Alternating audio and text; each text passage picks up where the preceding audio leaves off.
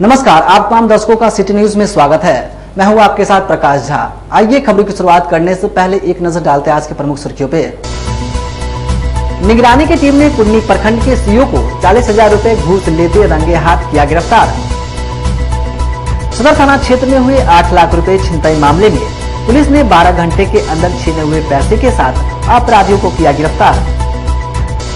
और सावन की 7वीं सोमवारी को लाखों कांवड़िया जलबोझी के लिए पहलेजा हुए रवाना। ये थी आज की प्रमुख सुर्खियां। अब खबरें विस्तार से। निगरानी की टीम ने कुडनी प्रखंड के सीओ को 40,000 रुपए घूस लेते रंगे हाथ गिरफ्तार कर लिया। जिले के कुडनी प्रखंड के सीओ पंकज कुमार को निगरानी की टीम ने 40,000 रुपए घूस लेते हुए रंगे हाथों किया गिरफ्तार। दरअसल निगरानी की टीम को गुप्त सूचना मिली थी, जिसके आधार पर सुबह निगरानी की टीम ने कुडनी प्रखंड में पहुंचकर घूस लेते हुए सीओ पंकज कुमार को रंगे हाथ धर दबोचा।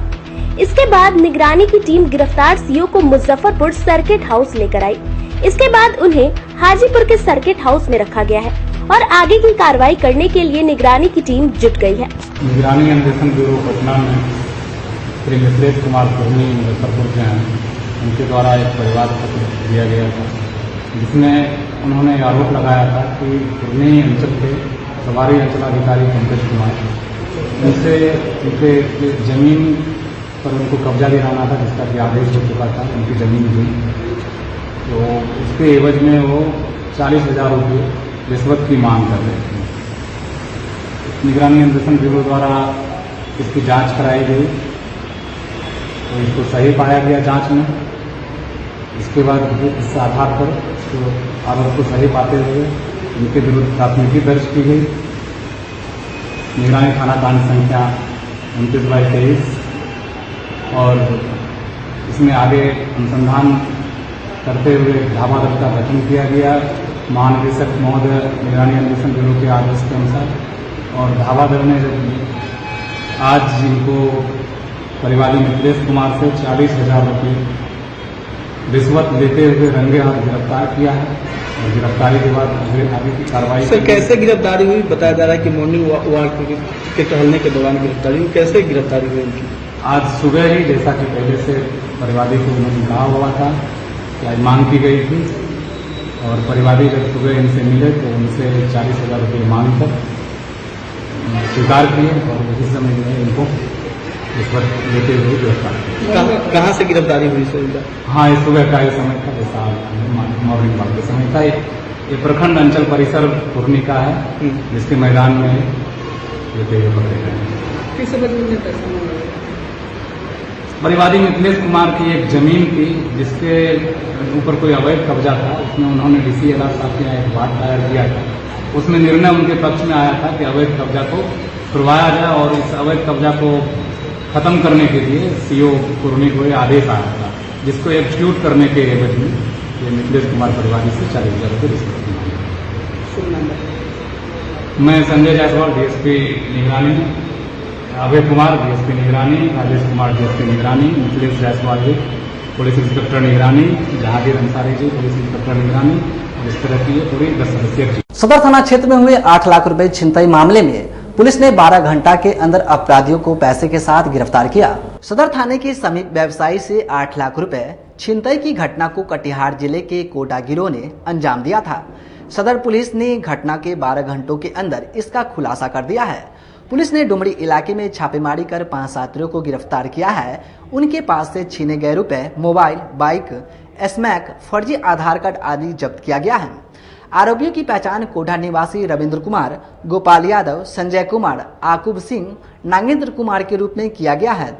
इस मामले में SSP राकेश कुमार ने बताया कि सदर थाने के समीप SBI से 8 लाख रुपए निकालकर भगवानपुर प्रभात तारा हॉस्पिटल के समीप के मनोज कुमार लौट रहे थे। उनसे बाइक सवार 2 अपराधियों ने रुपए से भरा थैला झपट लिया। उसके बाद वो गोबरसही की ओर भाग निकले, जिसके बाद एक विशेष टीम गठित की गई, जिसमें सिटी SP, सहायक पुलिस अधीक्षक नगर, DIU प्रभारी लाल किशोर गुप्ता, सदर थानेदार कुंदन कुमार, दरोगा ललन कुमार आदि को शामिल किया गया है।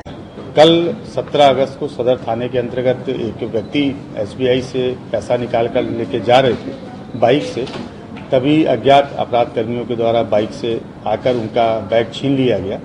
उस घटना में मौका वारदात पे 2 लोग घटना में शामिल दिखाई दे रहे थे।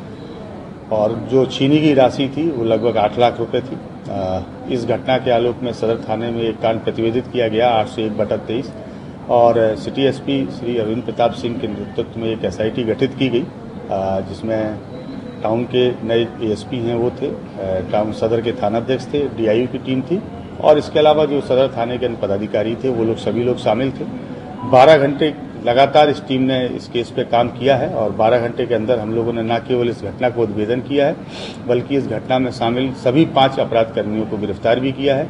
जो छीनी गई राशि थी 8 लाख रुपए उसको पूरी तरीके से बरामद किया गया है। इसके अतिरिक्त इन 5 अपराध कर्मियों के पास से 21 मोबाइल बरामद किए गए हैं। कुछ मास्टर चाबियां बरामद की गई हैं जो गाड़ियों की लॉक को तोड़ने अथवा खोलने में प्रयुक्त की जाती थी। 30 पुड़िया स्मैक है उसको भी इनके पास से जब्त किया गया है। घटना में जिस बाइक का प्रयोग किया गया है उस बाइक को भी जब्त किया गया। इसके अतिरिक्त 2 अन्य बाइक हैं उनको भी जब्त किया गया है। घटना के दौरान जो कपड़े अपराध कर्मियों के द्वारा पहने गए थे उन कपड़ों को भी जब्त किया गया। ये पांचों के पांचों अपराध कर्मी कटिहार जनपद के कोढ़ा नामक स्थान के रहने वाले हैं और कोढ़ा गिरोह का एक विशेष प्रकार का ये एमओ रहा है और इसी को फोकस में रखते हुए इस टीम ने काम किया और बहुत जल्दी इस टीम ने इसमें सफलता प्राप्त की। पुराना इतिहास में हाँ, इन लोगों का एक आपराधिक इतिहास है जिसको हम लोग अभी कटिहार जिले से प्राप्त कर रहे हैं। वो जैसे ही प्राप्त हो जाएगा आप लोगों को अवगत कराएंगे। सभी कोढ़ा गैंग के सदस्य हैं? हाँ, सभी कोढ़ा गैंग के सदस्य। कैसे करते थे गैंग को? क्या इनके 3-4 प्रकार के एमओ रहते हैं जिसमें सबसे प्रमुख तो झपट्टा मारकर छीनना है। कई बार एक पाउडर का प्रयोग ये लोग करते हैं जिससे खुजली हो जाती है, वो पाउडर छिड़क देते हैं, विक्टिम खुजली करने लगता है, ये लोग पैसा छीन के भाग जाते हैं। कई बार नोट की गिड्डियां बदल देते हैं जिसमें फेक करेंसी रहती है, वो भी इनका एमओ रहता है। कई बार मिर्ची पाउडर का प्रयोग ये लोग करते हैं। इस प्रकार से 3-4 प्रकार के इनके एमओ। इस गैंग का सरगना कौन है? इस गैंग में जो 5 लोग हैं इसमें मुख्य अभियुक्त इनके गोपाल यादव हैं। इसके अतिरिक्त एक व्यक्ति हैं जिनका नाम है रविंद्र कुमार जो बाइक को चला रहे थे। शिक्षा विभाग के प्रधान सचिव के पाठक अचानक जिले में पहुंचे, कई स्कूलों का किया निरीक्षण, जिले में मची हड़कंप। राज्य सरकार में शिक्षा विभाग के अपर मुख्य सचिव के पाठक मुजफ्फरपुर पहुंचे, जिले के कई स्कूलों का औचक निरीक्षण किए, स्कूलों के प्राचार्य और कई शिक्षकों से भी पूछताछ किए, स्कूलों और उसकी स्थिति की जानकारी ली, विद्यालय को साफ सफाई रखने के निर्देश भी दिए। इस दौरान उन्होंने कई शिक्षकों को फटकार भी लगाए। मुख्य सचिव के जिले में पहुंचने से शिक्षकों और कर्मियों में हड़कंप मचा रहा। मुजफ्फरपुर जिले के विभिन्न प्रखंडों के स्कूलों को निरीक्षण करने के साथ ही अपर मुख्य सचिव के पाठक ने टीचर ट्रेनिंग कॉलेज रामबाग का भी निरीक्षण किया। शौचालय की साफ सफाई और कर्मियों को देखकर भड़क गए, प्राचार्य को खरी खोटी सुनाई। इस दौरान डीएम प्रणब कुमार, जिला शिक्षा पदाधिकारी के सहित शिक्षा विभाग के कई अधिकारी मौजूद रहे। जिला शिक्षा पदाधिकारी अजय कुमार सिंह ने बताया कि विद्यालय की आज शिक्षा विभाग के अपर मुख्य सचिव के पाठक जिले के कई विद्यालयों का निरीक्षण किए, जिसमें चंद्रहट्टी के बेसिक स्कूल, कमतौल उच्च विद्यालय, तुर्की बेसिक स्कूल, तुर्की उच्च विद्यालय, सकरी सरैया के मध्य विद्यालय का निरीक्षण किए। इसके साथ रामबाग के टीचर ट्रेनिंग कॉलेज का भी निरीक्षण किए हैं। साफ सफाई, औचक मिड डे मील और पठन पाठन की जाँच की गई है। कुछ जगहों पर स्कूल का भवन डैमेज है, उसको तुड़वाकर नया भवन बनाने का निर्देश दिया गया है। स्कूलों में अनुपस्थिति छात्रों का नाम काटने का भी निर्देश दिए गए हैं। जिस स्कूली में छात्रों का नाम लिखवाकर स्कूल नहीं आ रहे हैं, ऐसे बच्चों का नाम काटने का निर्देश दिया गया है। बता दें कि बिहार के शिक्षा विभाग के अपर मुख्य सचिव के पाठक इन दिनों लगातार स्कूलों का निरीक्षण कर रहे हैं। उनके आदेश पर पिछले कुछ दिनों से सरकारी स्कूलों की व्यवस्था और पठन पाठन को लेकर रिपोर्ट भी मांगी जा रही है। जब से के पाठक को शिक्षा विभाग का अपर मुख्य सचिव बनाया गया है, तब से शिक्षक समय पर विद्यालय पहुंच रहे हैं। उत्पाद विभाग की टीम ने सदर थाना क्षेत्र में छापेमारी कर एक ट्रक शराब के साथ चालक को किया गिरफ्तार। शराब की कीमत 50 लाख रुपए से अधिक बताई जा रही है। जिला उत्पाद विभाग की एक बड़ी कार्रवाई में मिली सफलता। मुरमुरा की आड़ में छिपाकर लाई जा रही है शराब की खेप।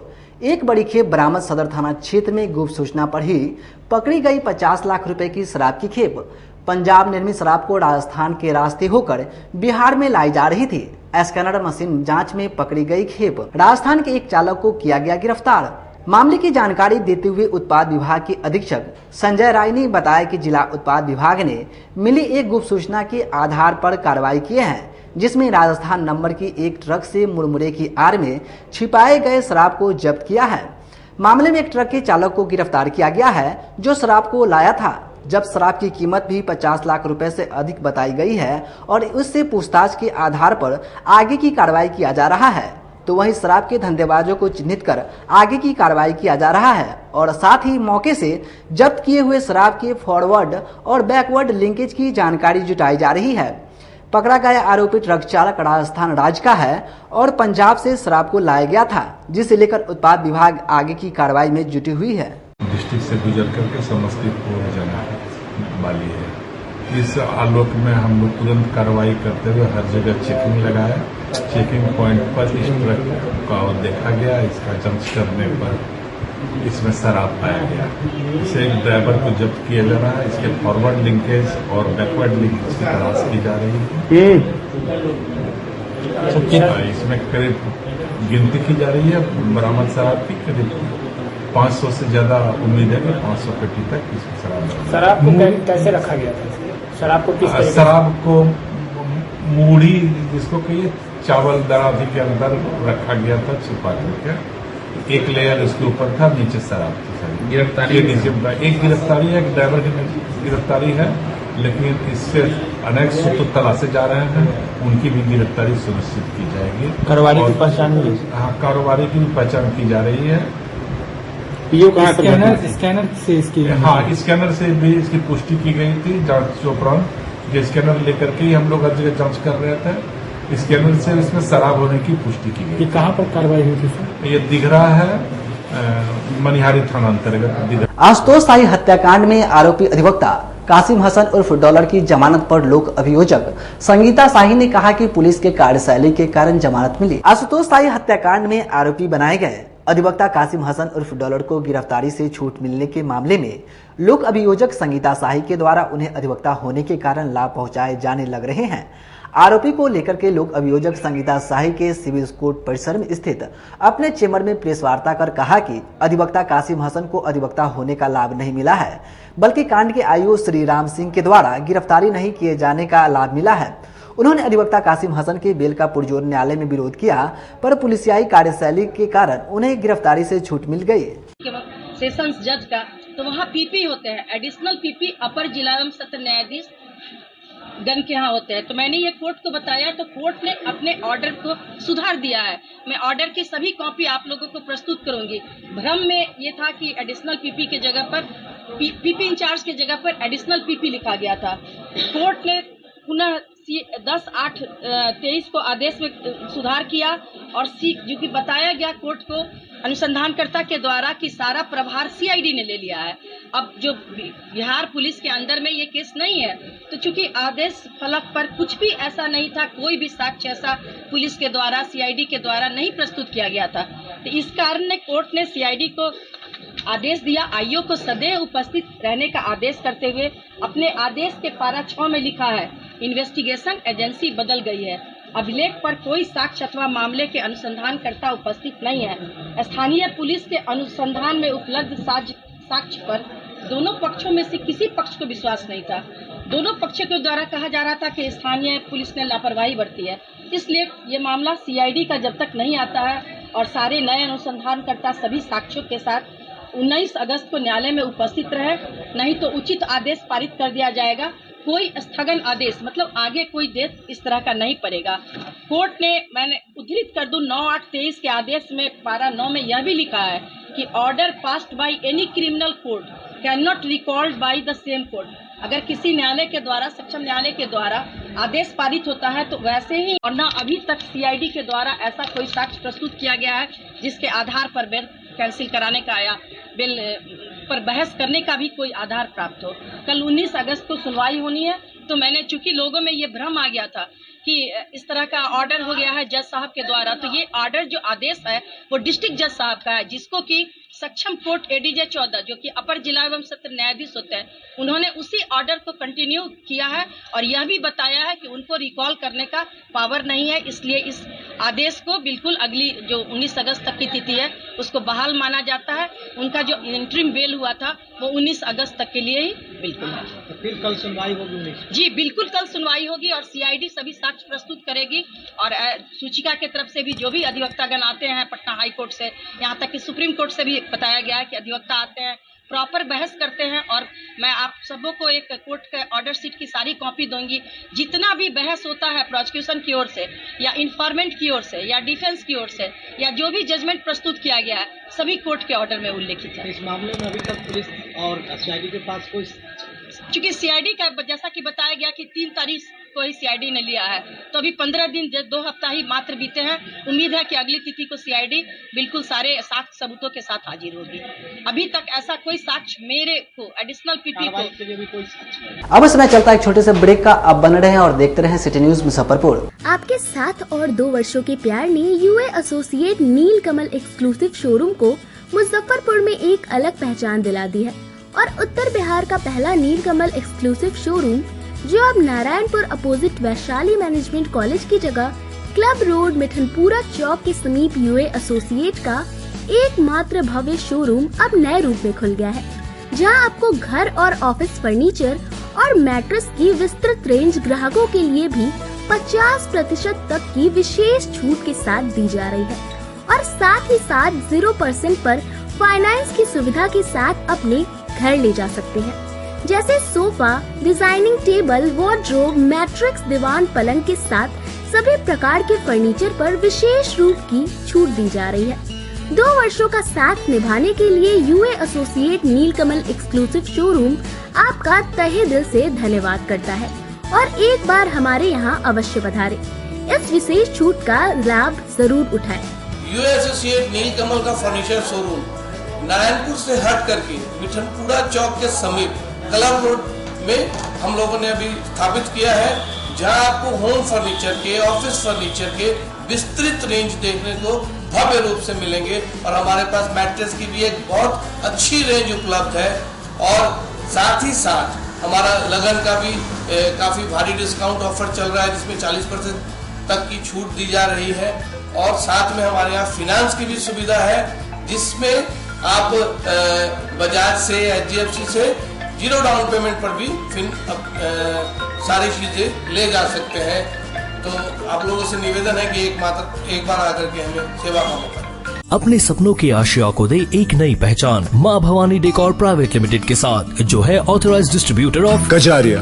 देश की मिट्टी से बनी टाइल से देश को बनाते हैं और जहां मिलती है सभी प्रकार के Indian and imported granite, marble, sanitary एवं कोटा स्टोन का अनोखा एवं आकर्षक संग्रह। माँ भवानी डेकोर प्राइवेट लिमिटेड मतलब a complete floor solutions. New 0 mile Dadar road Muzaffarpur. Call 9934753111। Break के बाद आप तमाम दर्शकों का फिर से स्वागत है। अब रुक करते हैं अन्य खबरों की ओर। सावन की 7वीं सोमवारी को बाबा गरीबनाथ का आशीर्वाद लेकर लाखों कांवड़िया पहलेजा के लिए रवाना हो गए। शुक्रवार को सावन की 7वीं सोमवारी को लेकर कांवड़ियों का जत्था बाबा का दर्शन कर पहलेजा के लिए रवाना हो गया। बोलबम के जयकारों के साथ पूरा मंदिर प्रांगण गूंज उठा। वही महंत अभिषेक पाठक ने बताया कि इस बार मलमास खत्म होने के बाद की 7वीं सोमवारी है। लगभग 1.5 लाख कांवड़ियों ने बाबा का दर्शन कर पहलेजा के लिए रवाना हुए हैं। उन्होंने बताया कि इस बार भीड़ का अनुमान लगाना नामुमकिन है, क्योंकि इस बार लगभग 1.5 लाख कांवड़िया जलाभिषेक करेंगे और इस बार पुलिस प्रशासन, जिला प्रशासन एवं स्वयंसेवक सारे लोग पूरी तैयारी में हैं। कांवड़िया बाबा दर्शन करके निकले पहलेजा के लिए। आज लगभग 1,20,000 के समथिंग जलाभिषेक के लिए कांवड़िया भक्त पहलेजा करते हैं।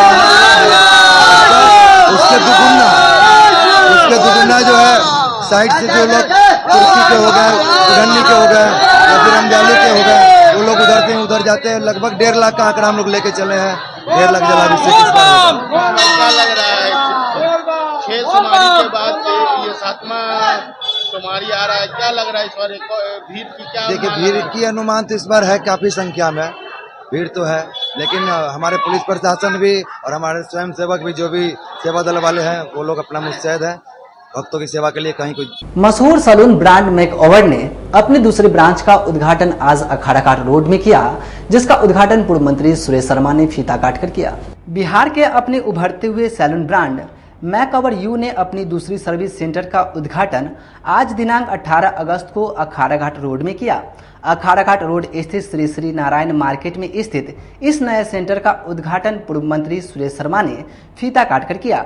सुरेश शर्मा ने कहा कि मुजफ्फरपुर में स्थापित स्टार्टअप मेकओवर यू के दूसरे सेंटर का खुलना एक अच्छा संकेत है, जिससे यह पता चलता है कि मुजफ्फरपुर का यह ब्रांड अब बिहार में अपनी पहचान बनाने के लिए तैयार है। इस मौके पर मॉडल के माध्यम से मेकअप और न्यू सैलून सर्विसेज का डिस्प्ले किया गया। मॉडल अलग अलग परिधानों में सजाए गए थे, जिनमें दूल्हा दुल्हन इंडो वेस्टर्न और रिसेप्शन लुक का रैंप वॉक के माध्यम से दिखाया गया। मेकओवर यू के निर्देशक पीयूष अग्रवाल ने बताया कि मेकओवर यू के कई युवा युवतियों को सैलून सर्विसेज में ट्रेनिंग देकर आत्मनिर्भर बनाने का काम किया है, इसलिए पहले सेंटर को मिले अपार प्यार की वजह से यह दूसरा सेंटर खोला गया है। वही संचालिका सिमी गर्ग ने बताया कि हजारों संतुष्ट ग्राहकों की डिमांड को देखते हुए इस क्षेत्र में एक अच्छे सैलून की जरूरत थी, इसलिए मेकओवर यू ने यहां भी अपनी शाखा खोली है और जल्द ही दरभंगा, समस्तीपुर और मोतिहारी में भी मेकओवर यू ने अपनी फ्रेंचाइजी खोलने जा रही है। ऑपरेशन मैनेजर कविता ने सेंटर में मिलने वाले सर्विस के बारे में भी बताया। पीयूष जी ने दूसरा अपना मेकअप सैलून कहिए, मेकओवर यू इसको खोल करके इस शहर को एक नई तोहफा दिए हैं। यह शहर स्मार्ट सिटी बनने का जो आगाज हुआ, तो शहर के हमारे महानुभाव उद्यमी इन लोगों ने इस शहर को और चार चांद लगाने के लिए, अपने मेकअप के लिए, अच्छे बन करके चलने के लिए, लड़कियों की शादी विवाह के लिए, सुंदर दिखे इसके लिए तरह तरह से उपाय कर रहे हैं। हम तहे दिल से ऐसे भाइयों बहनों को बहुत ही धन्यवाद, शुभकामना देते हैं कि जिस काम के लिए लोग बॉम्बे, कलकत्ता जाते थे, आज मुजफ्फरपुर उत्तर बिहार की घोषित राजधानी, बहुत समय नहीं लगेगा कि यह राजधानी घोषित राजधानी भी हो सकता है, उत्तर बिहार की राजधानी भी हो सकता है। इसलिए पहले से इसकी तैयारी जो चल रही है वह इस बात का सूचक है कि यह क्षेत्र उत्तर बिहार का, ये क्षेत्र भगवान राम का क्षेत्र है, माँ सीता का क्षेत्र है, महावीर की जन्मस्थली है, बुद्ध की कर्मस्थली है। इससे बड़ा कुछ नहीं हो सकता है। इसका विकास यहाँ के आदमी के मानसिकता में है और सभी लोग उस दृष्टिकोण से इस मुजफ्फरपुर का, जो माँ सीता का गेटवे यही है मुजफ्फरपुर। राम और लक्ष्मण जब जनकपुर जा रहे थे स्वयंवर में, तो वैशाली में वो रुके थे, रात्रि विश्राम किए थे। रामायण सर्किट से सब जुड़ रहा है। तो ये सब चीज सुंदर दिखने के लिए अभी बहुत जल्दी यहीं के एक कार्यक्रम में गोविल जो राम का पाठ अदा किए थे और सीता, ये दोनों लोग का पुनर्पण होने वाला है। अरुण गोविल और दीपिका, ये भी प्रोग्राम होने वाला है। क्यों ये सब हो रहा है? क्योंकि धार्मिक दृष्टिकोण से, सामाजिक दृष्टिकोण से, आर्थिक दृष्टिकोण से इस जगह को संपन्न, सुशोभित, खुशहाल बनाया जाए। धन्यवाद। आप लोगों ने कार्यक्रम में शिरकत की। ये हमारा दूसरा ब्रांच है मेकओवर यू का। मुजफ्फरपुर शसीम प्यार मिलने के बाद हम लोगों ने अखाड़ा घाट को समझते हुए इसमें हम लोगों ने आज अपना मेकओवर यू दूसरा ब्रांच ओपन किया है। और जैसा कि सर ने बताया कि स्मार्ट सिटी में स्मार्ट लोगों की जरूरत है, तो लोगों का स्मार्ट देखना बहुत जरूरी है। तो मुजफ्फरपुर में एक अच्छे सैलून की, खासकर अखाड़ा घाट एरिया में बहुत कमी थी, जिसको देखते हुए हम लोगों ने आज अपने नए ब्रांच की ओपनिंग की है और आशा है आप सभी लोगों का प्लानिंग है क्या? जी, इसके बाद हम लोग दरभंगा, मोतिहारी और नॉर्थ बिहार के अन्य प्रमुख शहरों में शीघ्र ही आपको कुछ खास भी ऑफर रखी गई है जी। अभी इनॉग्रल ऑफर में 20% का डिस्काउंट सभी कस्टमर्स को मिलता है। जेल के भीतर दो गुटों में हुए मारपीट मामले में पूर्व सांसद आनंद मोहन की मुजफ्फरपुर न्यायालय में पेशी हुई। जेल के भीतर दो गुटों में हुए मारपीट मामले में शुक्रवार को आनंद मोहन की कोर्ट में पेशी हुई। इस केस में साक्ष्य को बंद कर दिया गया है। अगली तारीख पर बयान दर्ज होगा।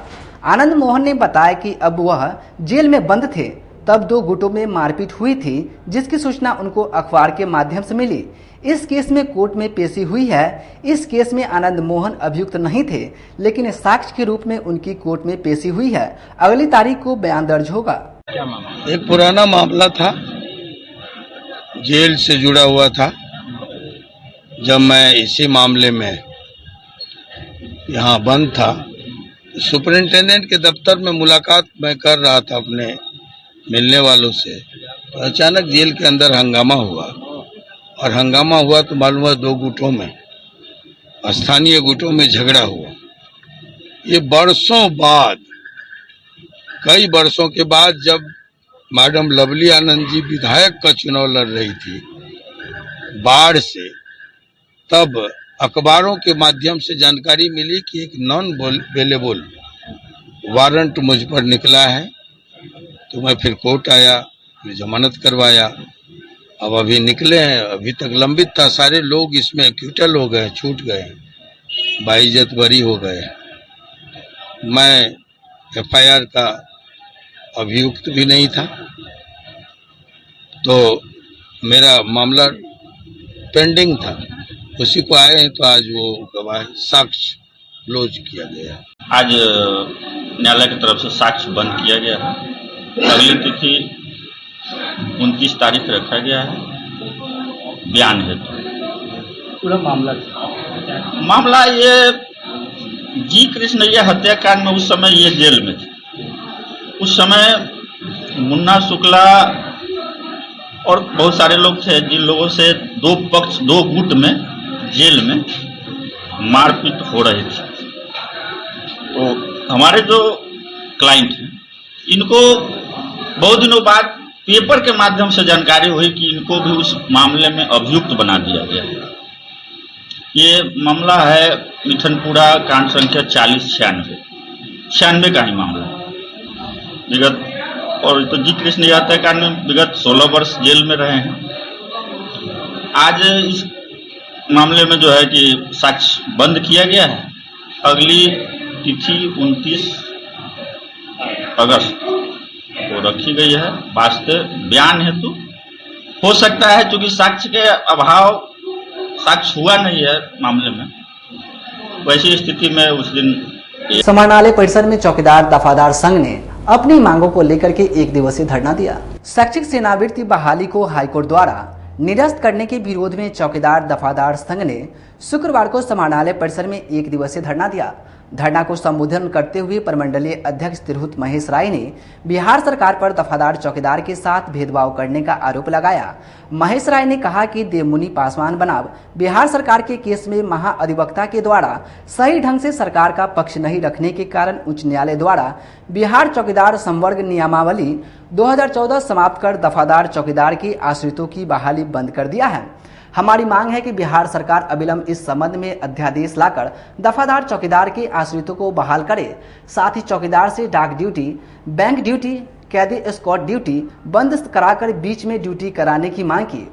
उन्होंने कहा कि जब तक हम लोगों को न्याय नहीं मिलता है तब तक हम लोगों का आंदोलन यूं ही जारी रहेगा। बिहार में जिला मुख्यालय पर 1 दिवसीय धरना पूरे बिहार के दफादार चौकीदारों के द्वारा रखा गया है। उसका मूल कारण है कि देवमुनि पासवान बनाम बिहार सरकार में सरकार द्वारा हमारे आश्रितों जो शैक्षिक सेवानिवृत्ति के आश्रित की बहाली हो रही थी, जिसको सरकार द्वारा रोक लगा दिया गया है, इसको लेकर के हम लोगों ने आज धरना दे रहे हैं ताकि सरकार हम लोगों के बात को सुन करके अध्यादेश ला करके पुनः फिर से हम लोगों के आश्रितों की बहाली को चालू करे। अन्यथा हम लोगों ने संघर्ष के रास्ता अपनाए हैं और आज के बाद हम लोगों ने तिरहुत प्रमंडल अध्यक्ष प्रमंडलीय आयुक्त के समक्ष 1 दिवसीय धरना 1 सितंबर को रखे हैं। उसके बाद में गर्दनीबाग पटना में हम लोगों ने 17 सितंबर को अनिश्चितकालीन अमरण अनशन रखा है। जब तक हमको सरकार अध्यादेश ला करके हमारे आश्रितों की बहाली नहीं करती है तब तक हम संघर्षशील रहेंगे और हम लोग करो या मरो के नारे में रहेंगे। और हम लोगों ने दूसरी हमारी मांग है कि जो हमारे शैक्षिक सेवानिवृत्ति स्वीकृति जिला चयन समिति द्वारा हो गया है, उसको हम लोग सरकार अध्यादेश ला करके उसको नियुक्ति पत्र निर्गत करे, अन्यथा हम लोग संघर्ष करते रहेंगे जब तक हम लोग ये करेंगे पहले हम लोग जब तक की मांग हमारी पूरा नहीं होगी तब तक हम लोग संघर्ष करते रहेंगे। और इसी तरह के हम लोग के आश्रितों की नौकरी राबड़ी सरकार द्वारा 2004 में छीन ली गई थी, जिसको हम लोगों ने राबड़ी खबरों का सिलसिला होता यहीं समाप्त। हमें और हमारी पूरी टीम को दीजिए इजाजत। फिर मिलते हैं तमाम बड़ी खबरों के साथ। नमस्कार।